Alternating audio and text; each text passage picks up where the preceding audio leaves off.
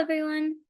My project is about the different types of injuries that dancers face, and I've compiled all of that important information into a comprehensive handbook that is easily accessible for a wide age range of ballet dancers. My name is Amber, and I live in Princeton, New Jersey. In addition to my passion for ballet, I also train in the Indian classical dance form of Kathak. And I enjoy exploring other dance styles like Bhangra and flamenco. As a senior in high school, I'm planning to pursue studies in physics and computer science in college. But one of my greatest passions is education, and I believe that education equality is one of the most critical challenges we face today. That is why I chose to make this dancer's handbook the focus of my project. You might be wondering, why is education about dance-related injuries so important within the dance community? Well, the statistics are quite alarming. Dancers experience injuries at a disproportionately high rate compared to the general population. And all too often, these injuries stem from dancers not seeking medical attention when they first start feeling pain or discomfort. When small injuries are ignored and left untreated, they can quickly escalate and become much more serious. Then, when dancers finally do go see a doctor, they are sometimes prescribed extreme solutions, like being required to stop dancing for several months. This creates a real stigma around seeking medical care, as dancers fear they will be forced to take a long break from the dance that they love to do. Let me give you a few real-life examples to illustrate this point. Take the case of David Hallberg. After an ankle surgery to repair a frayed ligament, he decided to keep dancing rather than take on a leadership role. But that meant that he had to work incredibly hard to rebuild his technique from the ground up, starting from tendus. Or consider Laura Cuthbertson, who had to leave a season early due to an injury.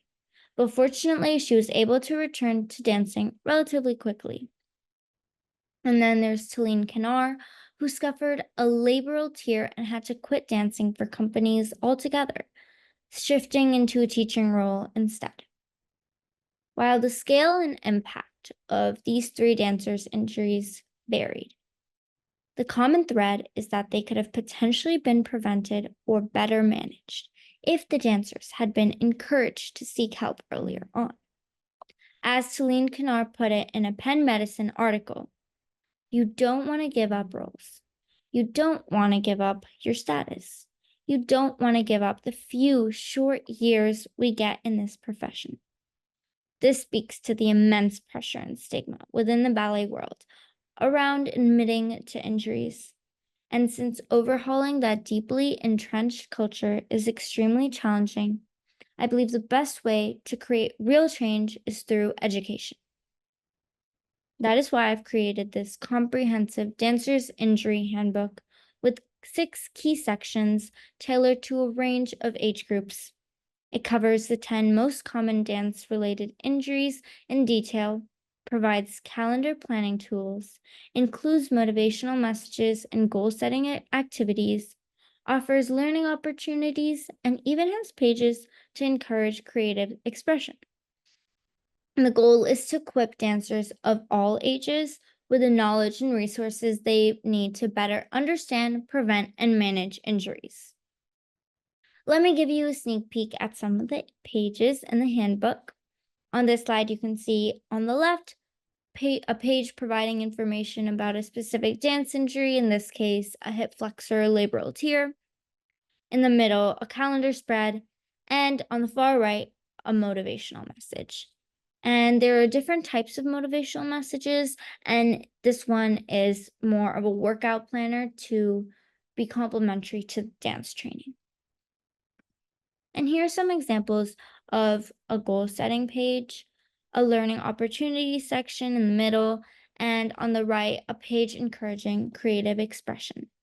So the creative expression is more for the younger dancer to stay engaged with the book And the summer intensive page is one of the learning opportunities I provide in the handbook, where younger dancers can see what kind of summer opportunities they have to benefit their dancing. As I mentioned before, the handbook covers 10 key dance injuries in depth. We have an ankle sprain, FHL tendonitis, a hip flexor labral tear, iliotibial band syndrome, meniscal tear, metatarsal fracture, arthritis of the knees, snapping hip syndrome, and patellofemoral pain syndrome. And here are a few more sample pages that dive deeper into the specifics of these dance-related injuries. So I cover snapping hip syndrome and a part of the meniscal tear on this slide. And looking ahead, my plan is to create 10 printed copies of the full dancer's injury handbook and distribute them to dance studios in Trenton and Newark. But I also want to have an even broader impact, so I'll be sharing a digital PDF version of the handbook with dance teachers throughout the tri-state area. If you would like to take a closer look at the complete dancer's injury handbook, or you know a dancer that might benefit from the handbook, you can scan this QR code to access the digital version. I'm really proud of this project, and I hope it will make a meaningful difference in empowering dancers to better understand and manage their health and well-being. Thank you for your time today, and I hope you enjoyed. Bye.